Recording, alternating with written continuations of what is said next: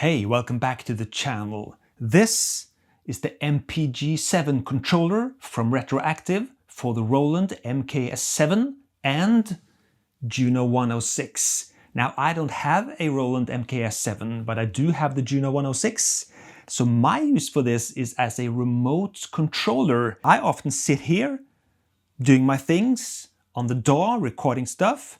And when I have to do adjustments on the Juno-106, I have to go over here, do my thing, adjust things. Then I go back here and record them remotely from this master keyboard into my DAW. And by having the MPG-7 close to my master keyboard, I can do all adjustments on the Juno-106 directly from my position here. Since I do use the 106 a lot in my music, I find this a very useful controller to have close at hand when working like this. Like I said in the beginning, I don't have any MKS-7 module to show you how powerful this controller is when working with this multi-timbral sound module from the mid-80s. Nevertheless, I can show you some of the powerful features of the controller by using it on my Roland Juno-106. Which means that the three buttons to the right here, used to control the different sections of a MKS-7, they will not be in use for my Juno-106. Which is also what I've set up in the MIDI setup of the MPG-7 here. You have the option of choosing either the MKS-7 or the Juno-106. A nifty little trick by Retroaktiv is to have the noise fader, the high pass fader and the chorus buttons of the real thing replaced by a button that you can press multiple times to change the options. The intensity of the LED light inside the button also indicates that.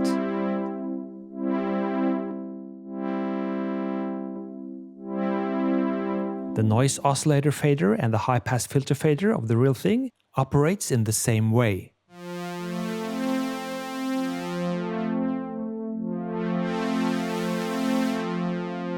Seeing your envelope settings drawn up on the display here with graphics, that's always nice.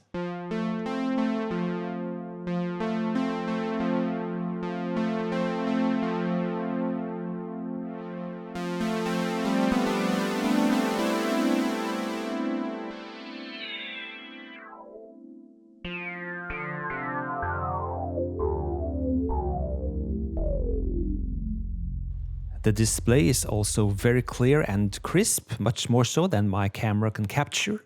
And I'm also very proud to say that my Juno-106 bank is bundled with every MPG-7 controller. This bank can be used, of course, on both the MKS-7 and a Juno-106, and it sounds great.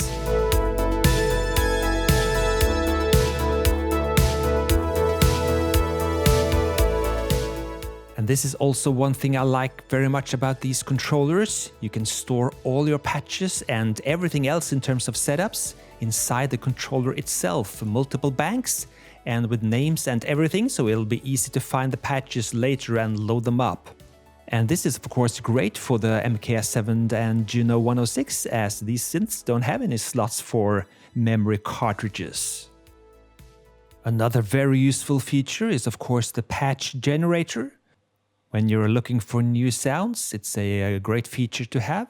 You have presets already set up for different categories of sounds. And you can also choose to omit certain parameters from the patch generator algorithm. So if you just want to have the square wave chosen, regardless of how other parameters are chosen, you can omit that from the algorithm. So let's give it a go then, shall we? This is the sound in the Juno-106 right now, so let's generate a bass sound. That's done. And it did. Let's go for a pad sound.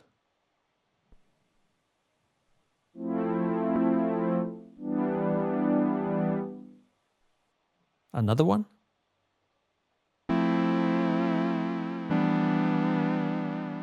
And another one.